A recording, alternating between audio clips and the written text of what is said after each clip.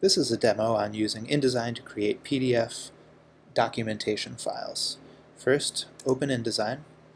There's a file on the box that you can download, and then you can open that in InDesign. The file is DES130 presentation template. I'm going to open that. First thing that we need to do is to save the file as. So we'll go to File, Save As, and we'll give it a new name. I've already got a name here that I'm going to select and use. It's got my first name, my last name, the month of the due date, the day of the due date, and the year of the due date for this particular assignment. Press Save.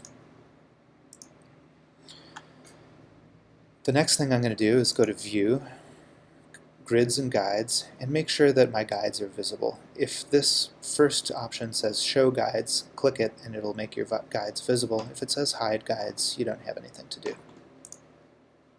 Over here in the Pages dialog box, you can see our master pages. If you don't see a Pages dialog box, either click the Pages icon in the right-hand side of the screen, or go to Window and select Pages. The master pages are templates that we're going to use for all of our specific layouts. Down here we can see our actual pages. I'm going to go ahead and apply a master page or a template to my first page. I'll right-click on the first page and select Apply Master to Pages. I'm going to select Master Title to create a title page. Next, right-click on page 1 and select Override All Master Page Items. I'm going to zoom in and then select the Type tool to go into the frames on this page and alter them. Put in your name at the bottom, specify the project that you're working on, and customize your section's instructor name. Make sure you don't change the font that we're using. The official font for the class is Helvetica Neue, and the sizes of the fonts that we're using here should remain the same. Remember to save as you go. To create our next page, we'll go to the Pages dialog box and click this button, Create New Page.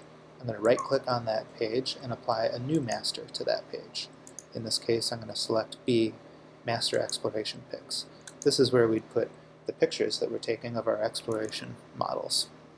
Right-click on the second page and click Override All Page Items. Now we have editable frames into which we can place pictures. To insert pictures or insert content into these frames, we're going to use File, Place. Place references pictures that are on your computer in folders, and it keeps the InDesign file really slim. So we'll click Place and grab an image and open it. The image content is actually too big for the frame, and we can see this by using the direct selection arrow. If I click on the content, we see a brown frame. The brown frame actually shows us how large the content is, but it's hidden or cropped by the blue frame. To fix this, we'll just use the selection tool, the black arrow, to click on the frame and the content, and we'll hit this button here, Fill Frame Proportionally. Or we'll go to Object, Fitting, Fill Frame Proportionally. And that makes our content fit the frame size.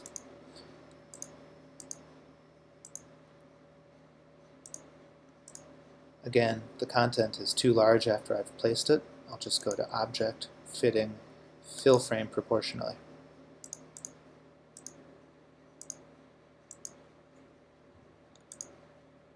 Alternatively, I can manually scale the content by using the direct selection tool, clicking on the content, and holding Shift as I drag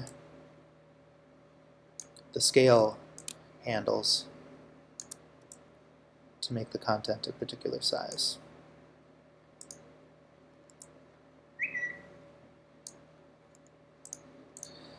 When you're making an exploratory model documentation page, make sure that you fill up all of the frames that are available. We don't want to leave any empty because it looks kind of weird.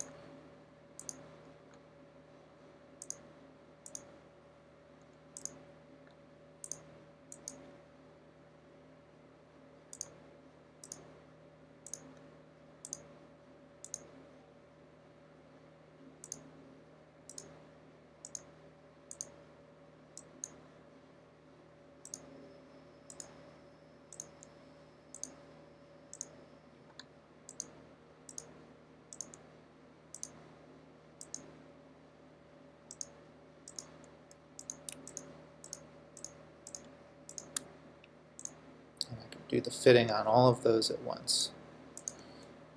And anything that doesn't quite line up right, just grab the direct selection tool and alter the placement of that content so that it looks good cropped within the frame. I'm going to go ahead and add another page, and to this page we will right click and apply a master page. We're going to use the master sketches page. Again, I'm going to right click and override all master page items. I'm going to select the frame on that page using the selection tool, go to File, Place, and I believe that I have a Photoshop composed sketch page here, and that's going to fill the whole page. Very easy to do. And I'm going to put another new page in. I'm going to apply a master page to that. This one is going to be the Master Heroes, referring to a hero shot, which is a full page photograph of a final model. And we'll go File, Place after having selected the open frame, and I'm just going to choose another one of these images that I have here and fill the frame proportionally. Use the direct selection tool to get my content nicely centered, or alternatively I can click this button, Center Content, and that'll do it automatically. At this point our presentation is finished. Make sure that you check the requirements for a given assignment to see how many pages and what content you need to include. I'm going to say that this is what the assignment is and that this is concluded. So now it's time to export this to a PDF. I'll go to File, Adobe PDF Presets, High Quality Print. I'm going to save the file and press Export. It'll take a moment, but Adobe Acrobat Pro will open up and will give us a preview of the PDF file. Once that's done, I'm going to directly go to Acrobat, and in Acrobat I'm going to go to Document and choose Reduce File Size. Click OK, and for the purposes here I'm going to give this an extension of SM for small. The images will be processed, and we can open up the Finder to compare the file size of these two that we just saved. So this is the original one, 2.9 megabytes, and then this is the smaller one, 1.3 megabytes, so we've really reduced the file size. This smaller file is the one that we'll want to upload to the box to get our assignment done. Thanks for watching.